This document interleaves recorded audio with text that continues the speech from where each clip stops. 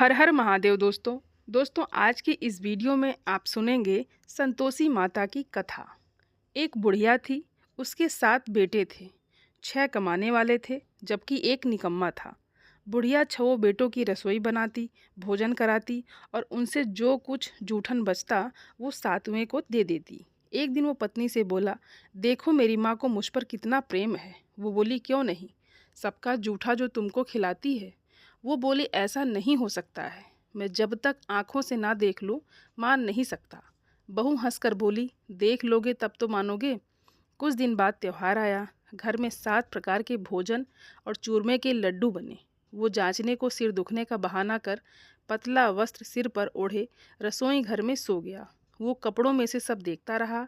6 भाई भोजन करने आए। उसने देखा माँ ने उनके लिए सुंदर आसन बिछाकर नाना प्रकार की रसोई परोसी और आग्रह कर करके उन्हें जमाया और वो देखता रहा। 6 भोजन करके उठे तब माँ ने उनकी जूठी थालियों में से लड्डुओं के टुकड़े उठाकर एक लड्डू बनाया। जूठन साफ कर बुढ़िया माँ ने उसे पुकारा, बेटा 6 भाई भोजन कर गए, अब तू ही बाकी है, उठ, तू कब खाएगा। वो कहने लगा, माँ मुझे भोजन नहीं करना है, मैं अब परदेश जा रहा हूँ। माँ ने कहा, कल जाता हो तो आज ही चला जा। वो बोला, हाँ आज ही जा रहा हूँ। ये कहकर वो घर से निकल गया।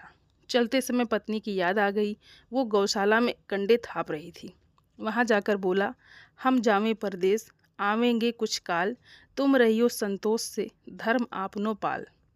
वो बोली, जाओ पिया आनंद से, हमरो सोच हटाए, राम भरोसे हम रहें, ईश्वर तुम्हें सहाय। 2 निशानी आपन देख दरू मैं धीर, सुधिमत हमारी बिसारियो, रखियो मन गंभीर।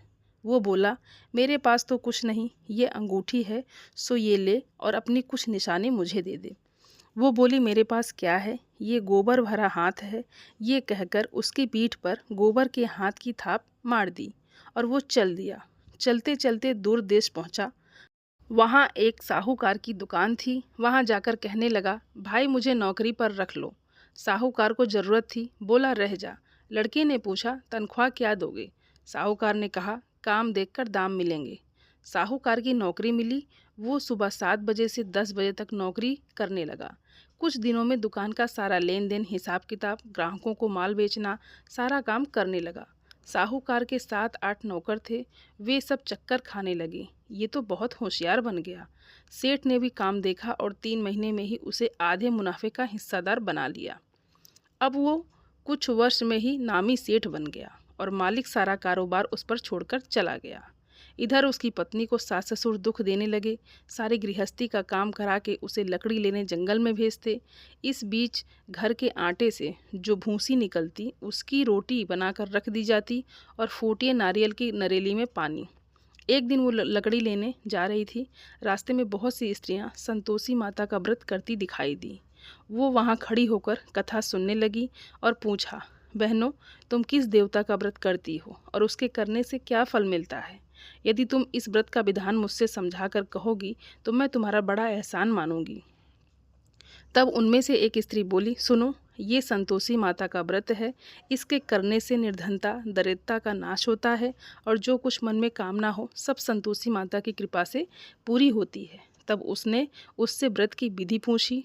वो भक्तिनी स्त्री बोली, 1.25 आने का गुड़ चना लेना, इच्छा हो तो 5.25 आने का लेना या 1.25 रुपया का भी सहूलियत के अनुसार लाना। बिना परेशानी और श्रद्धा से प्रेम से जितना भी बन पड़े सवाया लेना। प्रत्येक शुक्रवार को निराहार रहकर कथा सुनना।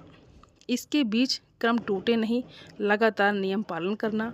सुनने वाला कोई ना मिले तो घी का दीपक जलाकर उसके आगे या जल के पात्र को सामने रखकर कथा कहना। जब तक कार्य सिद्ध ना हो नियम का पालन करना और कार्य सिद्ध हो जाने पर व्रत का उद्यापन करना। यदि किसी के ग्रह खोटे भी हों तो भी माता वर्ष भर में कार्य सिद्ध करती हैं। फल सिद्ध होने पर उद्यापन करना चाहिए, बीच में नहीं। उद्यापन में 2.5 सेर आटे का खाजा तथा इसी परिणाम से खीर तथा चने का साग करना। 8 लड़कों को भोजन कराना। जहाँ तक मिले देवर जेठ भाई बंधु के हों, ना मिले तो रिश्तेदारों और पास पड़ोसियों को बुलाना। उन्हें भोजन कराकर यथाशक्ति दक्षिणा दे माता का नियम पूरा करना। उस दिन घर में खटाई ना खाना। ये सुन बुढ़िया के लड़के की बहू चल दी। रास्ते में लकड़ी के बोझ को बेच दिया और उन पैसों से गुड़ चना लेकर माता के व्रत की तैयारी करके आगे चली और सामने मंदिर देखकर पूछने लगी, ये मंदिर किसका है? सब कहने लगे, संतोषी माता का मंदिर है। ये सुनकर माता के मंदिर में जाकर चरणों में लौटने लगी, दीन हो विनती करने लगी, माँ मैं निपट अज्ञानी हूँ, व्रत के कुछ भी नियम नहीं जानती, मैं दुखी हूँ। हे माता जगत जननी, मेरा दुख दूर करो, मैं आपकी शरण में आई हूँ। माता को दया आई। एक शुक्रवार बीता कि दूसरे शुक्रवार को उसके पति का पत्र आया और तीसरे शुक्रवार को उसका भेजा हुआ पैसा आ पहुँचा।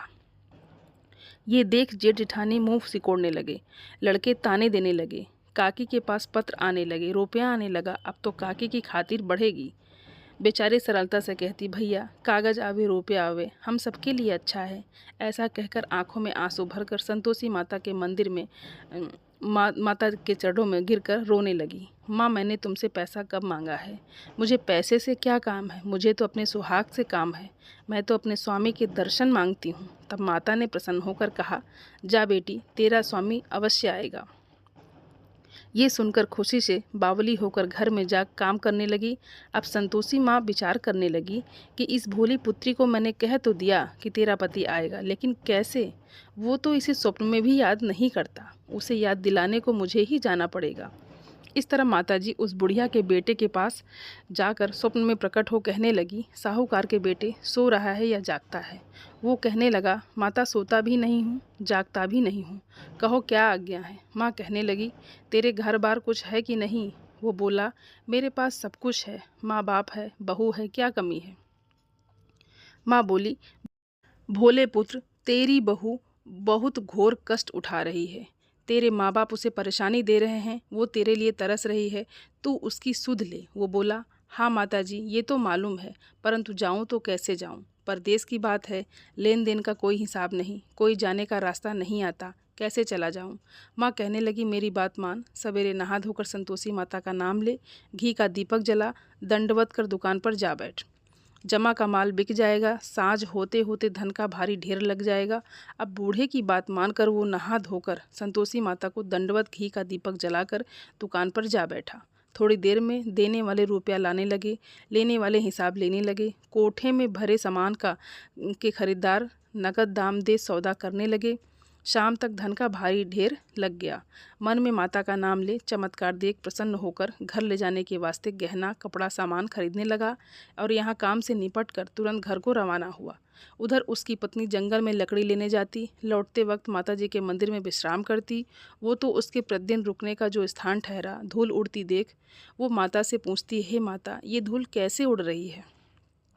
माता कहती हैं, हे पुत्री तेरा पति आ रहा है, अब तू ऐसा कर, लकड़ियों के 3 बोझ बना ले, एक नदी के किनारे रख और दूसरा मेरे मंदिर पर और तीसरा अपने सिर पर। तेरे पति को लकड़ियों का गट्ठर देख मोह पैदा होगा, वो यहाँ रुकेगा, नाश्ता पानी खाकर माँ से मिलने जाएगा।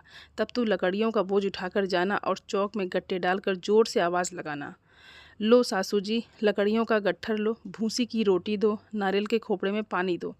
आज मेहमान कौन आया है? माता जी से बहुत अच्छा कहकर वो प्रसन्न मन से लकड़ियों के 3 गट्ठर बनाई, एक नदी के किनारे पर और एक माता जी के मंदिर पर रखा। सूखी लकड़ी देख उसकी इच्छा उत्पन्न हुई कि हम यहीं पर विश्राम करें और भोजन बनाकर खा पीकर गांव जाएं। इसी तरह रुक कर भोजन बना, विश्राम करके गांव को गया, सबसे प्रेम से मिला। उसी समय सिर पर लकड़ी का गट्ठर लिए वो उतावली सी आती है, लकड़ियों का भारी बोझ आंगन में डालकर जोर से 3 आवाज़ देती है, लो सासू जी लकड़ियों का गट्ठर लो, भूसी की रोटी दो, आज मेहमान कौन आया है? ये सुनकर उसकी सास बाहर आकर अपने दिए हुए कष्टों को भुलाने हेतु कहती है, बहू ऐसा क्यों कहती है? तेरा मालिक ही तो आया है, आ बैठ, मीठा भात खा, भोजन कर, कपड़े गहने पहन। उसकी आवाज़ सुन उसका पति बाहर आता है, अंगूठी देख व्याकुल हो जाता है। माँ से पूछता है, माँ ये कौन है? माँ बोली, बेटा ये तेरी बहू है, जब से तू गया है तब से सारे गांव में भटकती फिरती है, घर का काम काज कुछ करती नहीं, 4 पहर आकर खा जाती है। वो बोला, ठीक है माँ मैंने इसे भी देखा और तुम्हें भी, अब दूसरे घर की ताले दो, उसमें जाकर मैं रहूँगा। माँ बोली, ठीक है जैसी तेरी मर्जी। तब वो दूसरे मकान की तीसरी मंजिल का कमरा खोलकर सारा सामान जमाया। एक दिन में राजा के महल जैसा ठाट बाट बन गया। अब क्या था, बहू सुख भोगने लगी। इतने में शुक्रवार आया। उसने पति से कहा, मुझे संतोषी माता के व्रत का उद्यापन करना है। पति बोला, खुशी से कर लो। वो उद्यापन की तैयारी करने लगी। जेठानी के लड़कों को भोजन के लिए कहने गई। उन्होंने मंजूर किया, परंतु पीछे से जेठानी ने अपने बच्चों को सिखाया, देखो भोजन के समय खटाई मांगना, जिससे उसका उद्यापन पूरा ना हो। लड़के आते ही पेट भर खीर खाए, परंतु बाद में खाते ही कहने लगे, हमें खटाई दो, खीर खाना हमको नहीं भाता, देखकर अरुचि होती है। वो कहने लगी, भाई खटाई किसी को नहीं दी जाएगी, ये तो संतोषी माता का प्रसाद है।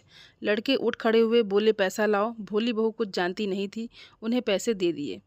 लड़के उसी समय हट करके इमली खटाई ले खाने लगे। ये देखकर बहू पर माताजी ने कोप किया। राजा के दूत उसके पति को पकड़ ले गए। जेठ जेठानी मनमाने वचन कहने लगे, लूट लूट कर धन इकट्ठा कर लाया, अब सब मालूम पड़ जाएगा, अब जेल की मार खाएगा। बहू से ये सहन नहीं हुए। रोती हुई माताजी के मंदिर में गई और कहने लगी, हे माता, तुमने क्या किया? हंसाकर अब भक्तों को रुलाने लगी। माता बोली, बेटी, तूने उद्यापन करके मेरा व्रत भंग किया है। वो कहने लगी, माता, मैंने कुछ अपराध किया है, मैंने तो भूल से लड़कों को पैसे दे दिए थे, मुझे क्षमा करो, मैं फिर आपका उद्यापन करूंगी। माँ बोली, अब भूल मत करना। वो कहती है, अब भूल नहीं होगी, अब बतलाओ वो कैसे आवेंगे? माँ बोली, जा पुत्री, तेरा पति तुझे रास्ते में आता मिलेगा। वो निकली, रास्ते में पति आता मिला। वो पूछी, कहाँ गए थे? वो कहने लगा, इतना धन जो कमाया है उसका टैक्स राजा ने मांगा था, वो भरने गया था। वो प्रसन्न होकर बोली, भला हुआ, अब घर को चलो। कुछ दिन बाद फिर शुक्रवार आया। वो बोली, मुझे फिर माता का उद्यापन करना है। पति ने कहा, करो। बहू फिर जेठ के लड़कों को भोजन करने को कहने के लिए गई। जेठानी ने एक दो बातें सुनाई और सब लड़कों को सिखाने लगी, तुम सब लोग पहले ही खटाई मांगना। लड़के भोजन से पहले कहने लगे, हमें खीर नहीं खानी है, हमारा जी बिगड़ता है, कुछ खटाई खाने को दो। वो बोली, खटाई किसी को नहीं मिलेगी, आना हो तो आओ। वो ब्राह्मण के लड़के लाकर भोजन कराने लगी। यथाशक्ति दक्षिणा की जगह एक एक फल उन्हें दिया। संतोषी माता प्रसन्न हुई और माता की कृपा होते ही 9वें मास में उसके चंद्रमा के समान सुंदर पुत्र प्राप्त हुआ। पुत्र को पाकर प्रतिदिन माता जी के मंदिर को जाने लगी। माँ ने सोचा, ये रोज आती है, आज क्यों ना इसके घर चलूं। ये विचार कर माता ने भयानक रूप बनाया। गुड़ चने से सना मुख, ऊपर सूंड के समान होंठ, उस पर मक्खियाँ भिन भिन कर रही थी। देहली पर पैर रखते ही उसकी सास चिल्लाई, देखो रे, कोई चुड़ैल डाकनी चली आ रही है, लड़कों इसे भगाओ, नहीं तो किसी को खा जाएगी। लड़के भगाने लगे, चिल्लाकर खिड़की बंद करने लगे। बहू रोशनदान से देख रही थी, प्रसन्नता से पगली बन चिल्लाने लगी, आज मेरी माता जी मेरे घर आई हैं, वो बच्चे को दूध पीने से हटाती है। इतने में सास का क्रोध फट पड़ा। वो बोली, क्या उतावली हुई है, बच्चे को पटक दिया। इतने में माँ के प्रताप से लड़के ही लड़के नजर आने लगे। वो बोली, माँ, मैं जिसका व्रत करती हूँ ये संतोषी माता है। सबने माता जी के चरण पकड़ लिए और विनती कर कहने लगे, हे माता, हम मूर्ख हैं, अज्ञानी हैं, आपके व्रत की विधि हम नहीं जानते, व्रत भंग कर हमने बहुत बड़ा अपराध किया है, जग माता आप हमारा अपराध क्षमा करो। इस प्रकार माता प्रसन्न हुई। बहू को प्रसन्न होकर जैसा फल दिया वैसा माता सबको दे। जो पढ़े उसका सभी मनोरथ पूर्ण हो, सब कामना पूर्ण हो। बोलो संतोषी माता की जय।